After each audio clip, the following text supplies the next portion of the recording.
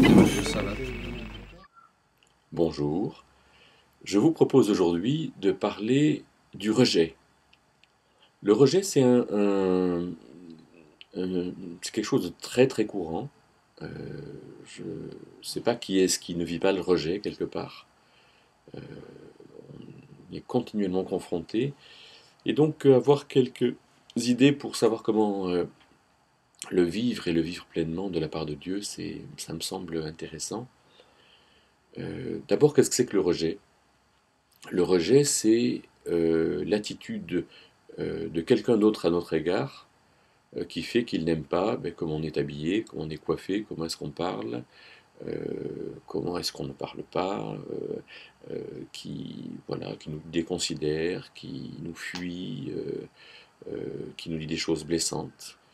Euh, c'est le manque d'accueil dans un groupe, c'est le manque de considération en Église, c'est le fait que les responsables ne nous vont pas demander à nous de faire ceci ou cela, et nous on va le vivre euh, comme du rejet. Euh, qu'on soit d'ailleurs, qu'on ait raison ou non. Parce qu'en fait, le rejet est quelque chose de ressenti, le sentiment de rejet est quelque chose de ressenti, et on peut très bien penser que l'autre nous rejette alors qu'il ne le fait pas. Ensuite, euh, euh, qu'est-ce qu'on peut faire, nous, dans notre première réaction intérieure quand on ressent le rejet? Alors je crois qu'il faudrait qu'on essaie d'être lucide. Euh, lucide sur soi et sur l'autre. Essayer de vraiment d'être dans la réalité des choses plus que dans notre réaction, dans l'impression. Hein. Le j'ai l'impression, c'est le plus souvent assez misérable. Alors qu'il faut qu'on tende vers la réalité, et la réalité des choses qui nous est révélée et confirmée par l'Esprit de Dieu, pour qu'on puisse vraiment savoir ce qu'il faut penser des choses que nous vivons.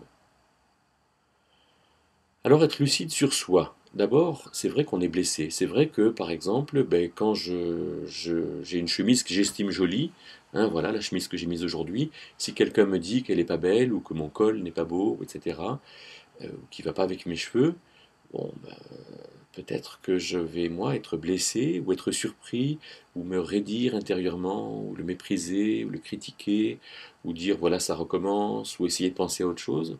Alors que non, j'ai qu'à dire ben oui, effectivement, je suis blessé, euh, mais comme nous le montre notre corps, les blessures se referment toutes seules. On n'a rien à faire pour que la blessure se referme, d'autre que d'enlever le couteau de la plaie, l'instrument euh, de la blessure. Et l'instrument, c'est quoi à votre avis? Eh bien, il me semble que c'est être d'accord avec celui qui nous blesse.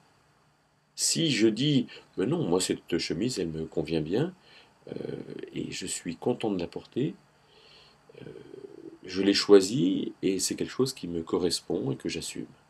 Voilà. Et puis je suis presque intéressé de voir que l'autre ne l'apprécie pas. Et c'est peut-être aussi ça la richesse des différences. Ensuite, être lucide sur le fait que je ne suis pas rejeté par tout le monde. Que, et que on est tous différents et de fait, c'est peut-être bien qu'il y ait des gens qui n'apprécient pas les mêmes choses. Peut-être être lucide sur le fait que je ne suis pas vraiment rejeté. Quand quelqu'un me dit je n'aime pas ta chemise, c'est peut-être parce qu'il a d'autres choses à régler avec moi. Que le dialogue, le vocabulaire n'est pas toujours porteur de ce qu'il porte. Et quand quelqu'un me parle de ma chemise, c'est peut-être pour me parler d'une relation plus profonde avec moi. Être lucide sur ma capacité, en fait je suis capable de changer de chemise. Après c'est être lucide sur l'autre. Pourquoi est-ce que l'autre est violent, agressif, retenu? Alors là, c'est plus difficile d'être lucide sur l'autre, mais c'est possible aussi. On peut aller dans ce sens. Donc, première chose, être lucide.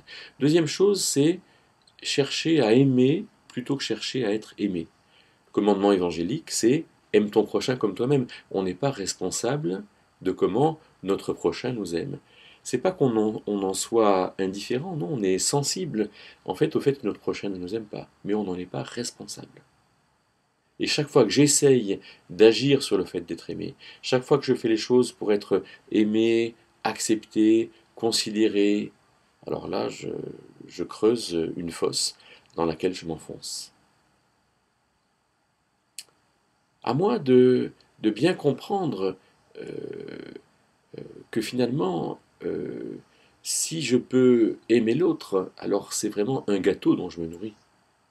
Si je peux regarder l'autre comme, quand il me blesse, ben, celui qui est discipliné par Dieu, par exemple, celui dont Dieu s'occupe et celui qui a des raisons de le faire. Mais moi, je peux l'aimer, je peux être disponible, je peux l'attendre. Alors aimer, c'est le gâteau, et être aimé, c'est la cerise sur le gâteau. Alors quand je suis aimé, c'est génial.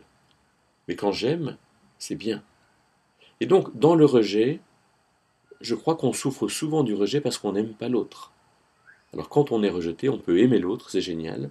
Et quand l'autre prend conscience qu'on l'aime et qu'il nous aime en retour et que le rejet s'estompe, alors c'est sûr que c'est idéal.